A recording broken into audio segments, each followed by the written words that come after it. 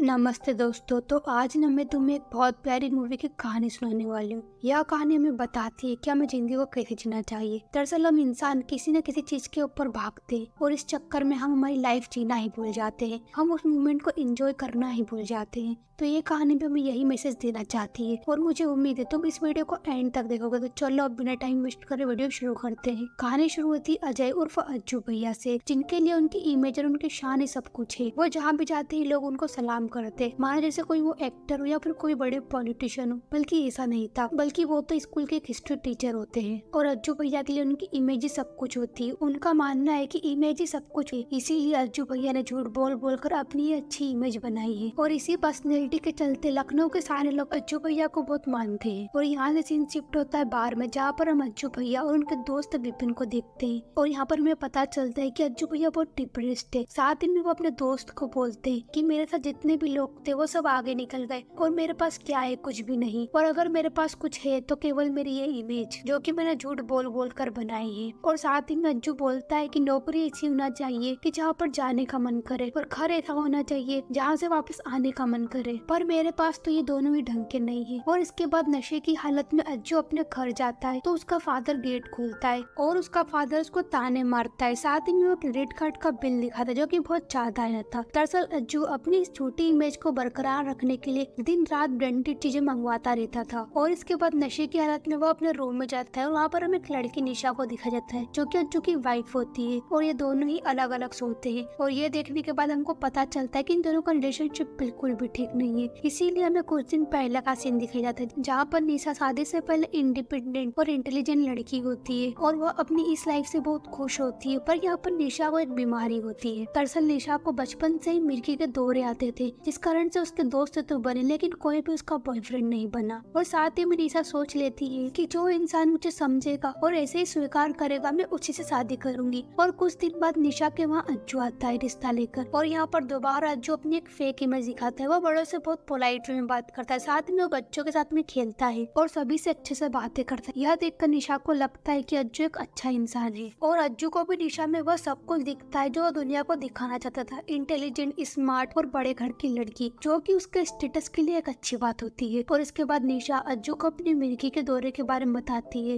वो बताती है कि मुझे मिर्गी की बीमारी है लेकिन पिछले 10 साल से मुझे अभी तक दौरे नहीं आए हैं। और ये सुनने के बाद अज्जू को लगता है कि पिछले 10 साल से मिर्गी के दौरे नहीं आए तो फिर आगे भी क्या ही आएंगे। और उसको लगता है कि ये तो एक बचपन की बीमारी है तो शायद अब नहीं आए। और फिर अज्जू शादी के लिए हाँ बोल देता है और उनकी शादी हो जाती है। और उसके बाद विदाई होने वाली थी तो अज्जू निशा को अपने रूम में लेने के लिए जाता है। और जैसे ही अज्जू वहाँ पर जाता है वो देखता है कि निशा को मिर्गी के दौरे आ रहे होते हैं। और ये देखकर अज्जू को बहुत बुरा लगता है। हालांकि उस कमरे में कोई मौजूद नहीं था, लेकिन अज्जू ने यह सब देख लिया था तो वो खिड़की को बंद करने लगता है ताकि कोई और न देख सके। और इसके बाद अज्जू सोचता है कि अगर निशा को दौरे सबके सामने आ जाते तो उसकी इमेज का क्या होता, उसकी कितनी बदनामी होती। तो अज्जू उसी दिन से सोच लेता है कि वह निशा को कहीं पर भी उसके साथ बाहर नहीं लेकर जाएगा, क्योंकि अगर अज्जू निशा को बाहर लेकर गया और दोबारा उसको मिर्गी के दौरे आ गए तो इस कारण से उसकी काफी बदनामी होगी। सब लोग बोलेंगे कि वाइफ मिली भी तो वो भी डिफेक्टिव पीस में। और इसी कारण से इन दोनों के बीच में अनबन बनी रहती है। और इसके बाद सीन शिफ्ट होता है प्रेजेंट में, जहाँ पर अज्जू स्कूल जाने के लिए तैयार हो गया था लेकिन उसके घर में कुछ अनबन हो गई थी, जिस कारण से वो गुस्से में स्कूल से निकल जाता है। और जैसे ही वहाँ पर स्कूल जाते हैं वहाँ पर एक लड़का हिस्ट्री का एक क्वेश्चन पूछता है, लेकिन अज्जू उसे मना करता है कि ये एग्जाम में नहीं आएगा। तो बच्चा बोलता है कि सर अगर आपको नहीं आ रहा हो तो बता दो ना, बात क्यों घुमा रहे हो। और यह सुनने के बाद सारे बच्चे अज्जू पर हंसने लगते हैं। और यह सब देखकर अज्जू को बहुत गुस्सा आता है तो वो उस लड़के को जोर से थप्पड़ लगा देता है। और इसके बाद सीन शिफ्ट होता है निशा की मदर के वहाँ पर, जहाँ पर निशा अपने घर गई हुई थी। वहीं पर निशा की मदर को निशा और अज्जू के रिश्ते के बारे में पता था कि उनके बीच में पति और पत्नी जैसा कुछ भी नहीं है। वह निशा से बोलती है कि जब तुम्हें लगे कि ये रिश्ता नहीं चल पा रहा है तो तुम घर आ सकती हो, कोई तुम्हें कुछ नहीं कहेगा। लेकिन निशा बोलती है कि माँ मैं अपने रिश्ते को कुछ और समय देना चाहती हूँ। और इसके बाद सीन शिफ्ट होता है स्कूल में, जहाँ पर अज्जू को एक टीचर के द्वारा पता चलता है कि जिसको हाल ही में उसने थप्पड़ मारा है वो और कोई नहीं विधायक का बेटा होता है। और यह सुनने के बाद अज्जू काफी ज्यादा डर जाता है तो यह सारी बातें अपने दोस्त विपिन को बताता है। और साथ ही में अज्जू के माता पिता को भी ये बात पता चल गई थी। और अब ये सारी बातें चारों तरफ फैल रही थी कि विधायक के बेटे के क्वेश्चन पूछने पर अज्जू ने उसे जोर से थप्पड़ मारा। और फिर अगले ही दिन विधायक अपने बेटे के साथ में स्कूल जाता है। वह प्रिंसिपल से बोलता है कि कमेटी बिठाई जाए कि यह आदमी पढ़ाने के लायक है या नहीं, लेकिन जब तक इसे सस्पेंड कर दिया जाए। और इसके बाद अज्जू प्रिंसिपल रूम से बाहर निकलता है और यहाँ पर सारे बच्चे उसको घेर लेते हैं और कोई भी बच्चा उससे नहीं डर रहा था। तो अज्जू काफी ज्यादा शर्मिंदा होकर वहाँ से चला जाता है। साथ ही में पहले जो अज्जू की इमेज थी वह भी कहीं ना कहीं खराब होती नजर आ रही थी। और अज्जू रात में अपने दोस्त विपिन के साथ में बैठा था। वह विपिन को बोलता है कि अगर मैं नौकरी छोड़ देता तो मेरा स्टेटस बना रहता कि मैंने नौकरी छोड़ी, लेकिन नौकरी से मुझे निकाला गया जिससे मेरी इमेज पर इम्पैक्ट पड़ सकता है। और इसी के साथ अज्जू को एक आइडिया आता है। दरअसल स्कूल में वर्ल्ड वॉर 2 के बारे में पढ़ाना भी बाकी था और एग्जाम नजदीक आ रही थी। वह विपिन को बोलता है कि मैं यूरोप जाकर लाइव स्ट्रीम के जरिए लाइव लोकेशन के द्वारा वर्ल्ड वॉर 2 बच्चों को पढ़ाऊंगा। साथ ही में बोलता है कि भले ही मुझे नौकरी से सस्पेंड कर दिया हो, लेकिन जब बच्चे में लाइव लोकेशन से ऑनलाइन क्लासेस देखेंगे तो उनको यही लगेगा कि अज्जू सर कितने महान है, वो हमारे लिए यूरोप जाकर हमें पढ़ा रहे हैं। पर यहाँ पर अज्जू के पास यूरोप जाने के पैसे नहीं थे तो वो अपने फादर को झूठ बोलता है कि मैं निशा के साथ यूरोप जाना चाहता हूँ ताकि हमारे बीच में ये दूरियां आई वो सब सही हो जाए। और यहाँ पर अज्जू के पिता को पता था कि वो उसे चूना लगा रहे हैं, लेकिन फिर भी अज्जू के पिता उसे ट्रिप पे जाने के लिए पैसे दे देते हैं क्योंकि अज्जू निशा को पहली बार कहीं बाहर ले जाने की बात कर रहा था। तो उनको लगता है कि इस ट्रिप से शायद उनके बीच की दूरियां कम हो जाए। और ये सुनने के बाद निशा भी खुश थी क्योंकि अज्जू पहली बार जो उसे बाहर ले जा रहा था। लेकिन अज्जू यहाँ पर बोलता है कि तुम्हें इतना खुश होने की जरूरत नहीं है क्योंकि तुम मेरे साथ यूरोप नहीं जा रही हो। और साथ में बोलता है कि तुम मेरे साथ एयरपोर्ट तक चलना, वहाँ से तुम अपनी मम्मी के वहाँ चले जाना और जब मैं यूरोप से वापस आऊंगा तो तुम्हें ले आऊंगा।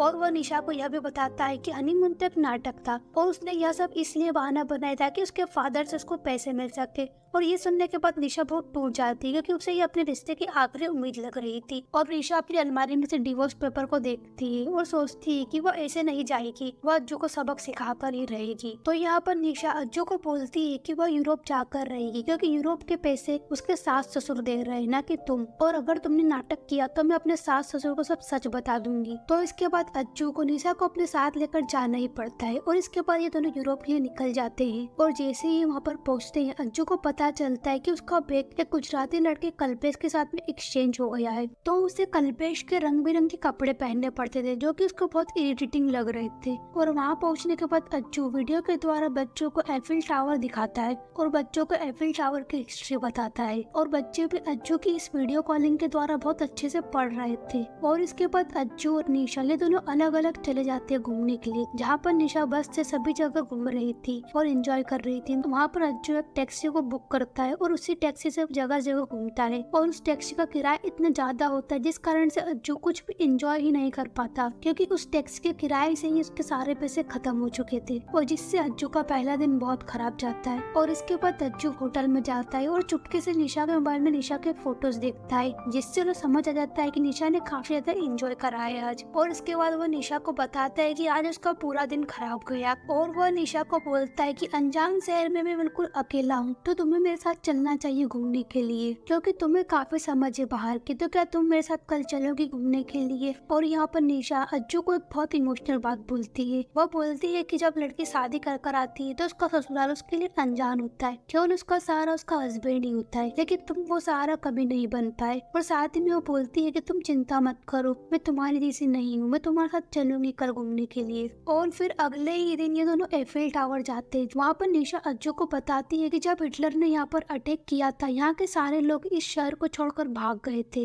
क्योंकि वह अपनी आंखों से इस खूबसूरत शहर को बर्बाद होना नहीं देख सकते थे। और वो बोलती है कि आज जिस जगह हम खड़े हैं वो भी हिटलर के हाथ नहीं लगी क्योंकि लोग जब यहाँ से भाग रहे थे उन्होंने भागने से पहले इस टावर की सीढ़ियाँ तोड़ दी थी जिस कारण से हिटलर के हाथ में ये नहीं आ पाया। और इसके बाद अज्जू निशा की सारी बताई गई बातों को वीडियो के जरिए बच्चों को बताता है और बच्चों को भी पढ़ने में काफी इंटरेस्ट आ रहा था। और साथ ही में वह वीडियो वो बड़ा विधायक भी देख रहा था। और इसके बाद ये दोनों घूम रहे होते। वही निशा अज्जू से पूछती है कि अब तुम्हें मेरे साथ घूमने में कोई प्रॉब्लम नहीं है। अज्जू बोलता है कि नहीं, क्योंकि अगर तुम्हें मिर्गी के दौरे आ भी गए तो मुझे इस शहर में कोई भी नहीं जानता। और इसके बाद से सीन शिफ्ट होता है अज्जू के घर में, जहाँ पर अज्जू के पेरेंट्स को निशा की अलमारी में से डिवोर्स पेपर मिले थे और ये देखकर वो चिंतित हो जाते हैं। तो वह निशा के पेरेंट्स को बुलाते हैं और वो आपस में डिस्कस करते हैं कि जब अज्जू और निशा घूमकर वापस इंडिया आ जाएंगे तब इस बारे में डिस्कस करेंगे। और इस इसके बाद अज्जू और निशा ये दोनों बीच में जाते हैं। वहाँ पर निशा अज्जू को एक ऑडियो फाइल खरीद कर देती है जिसमें वर्ल्ड वॉर 2 को पूरी डिटेल में बताया गया है। और जब अज्जू उस ऑडियो को सुनता है तो वो काफी ज्यादा इमोशनल हो जाता है,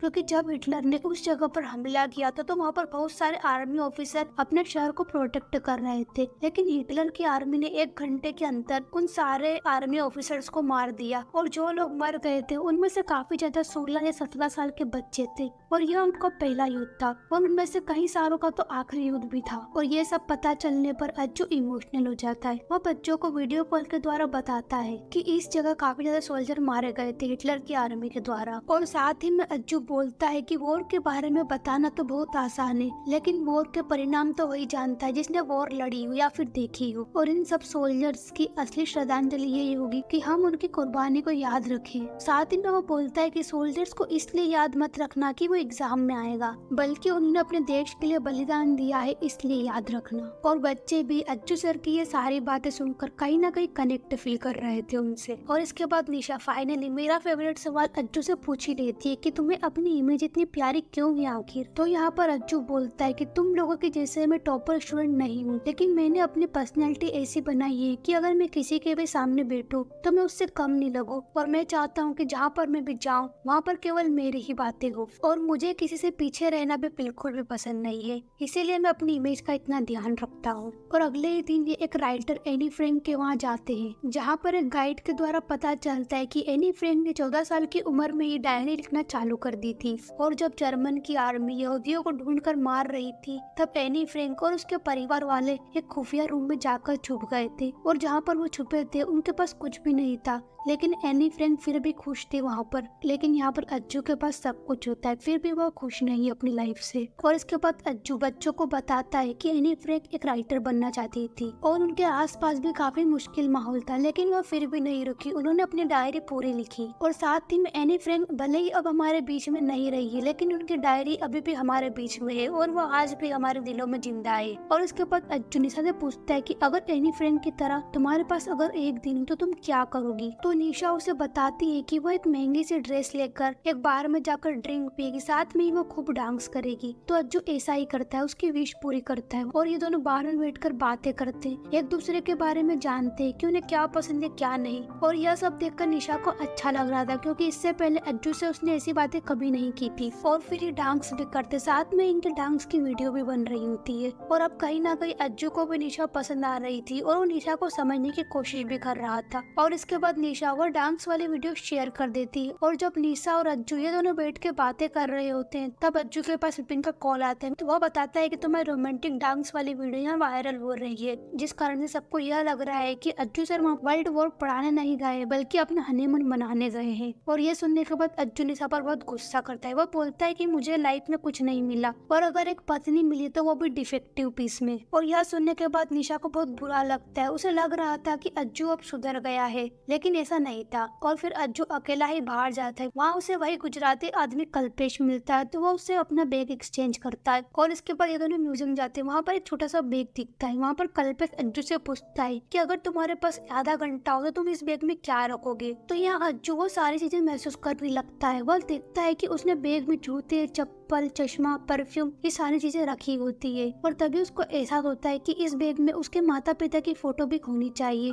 और फिर उसे लगता है कि इसमें निशा की भी फोटो होनी चाहिए। तो वह बैग में से पूरा सामान निकाल कर वो अपने माता पिता निशा की फोटो रख लेता है। और साथ ही में उसे बहुत रिग्रेट होता है कि वो अभी तक कितनी छोटी जिंदगी जी रहा था। तो वह तुरंत ही निशा से माफी मांगता है और उसे बोलता है कि इस ट्रिप में केवल 3 दिन बचे हैं, तो मैं चाहता हूँ कि तुम मुझे ये 3 दिन दो ताकि मैं अपने आप को साबित कर सकूं। और इसके बाद ये दोनों ऑस्ट्रिच जाते हैं, जहाँ पर उन्हें पता चलता है कि हिटलर ने यहाँ पर 13 लाख लोगों को बंदी बनाकर रखा था और उन लोगों को ठीक से खाने को भी नहीं मिलता था और ना ही पानी पीने को दिया जाता था। और अगर कोई लोग हिटलर की बातें नहीं मानते थे तो वो उसे मरवा देता था, और हिटलर ने इनमें से 11 लाख लोगों को मरवा भी दिया था। और इसके बाद ये ऐसी जगह जाते हैं जहाँ पर 13 लाख लोगों में से एक आदमी बच गया था। तो वह आदमी अपनी स्टोरी बताता है। वह बताता है कि मैंने आज तक अपनी पत्नी को डांटा नहीं, साथ में ही मैंने कभी उस पर हाथ भी नहीं उठाया, लेकिन ये बात है कि मैंने आज तक उसे प्यार भी नहीं किया, जो प्यार वो डिजर्व करती थी मैंने आज तक उसे वो प्यार ही नहीं दिया। साथ ही में वो आदमी बोलता है कि जो चीज हमारे पास रहती है हम उसमें खुश नहीं रहते बल्कि किसी दूसरी चीज को पाने की जीत करते हैं, और हिटलर भी कुछ ऐसा ही होता है। और कहीं ना कहीं हम देखें तो हम भी हिटलर जैसे हैं, जो रहता है हम उसकी कदर नहीं करते। और ये सुनने के बाद तज्जो काफी ज्यादा गिल्टी फील करता है। वह सोचता है कि आज तक मैं अपने माता पिता और पत्नी को समझ ही नहीं पाया, बल्कि हमेशा अपने आप को कोसता रहा कि मेरे पास ये नहीं है वो नहीं है वगैरह वगैरह। और फिर अगले दिन निशा और अज्जू ये एक ऐसे चेम्बर में जाते हैं जहाँ पर हिटलर काफी कैदियों को काम के बहाने लेकर आता था और नशीली गैस के द्वारा इन लोगों को बहरेमी तरीके से मार दिया जाता था।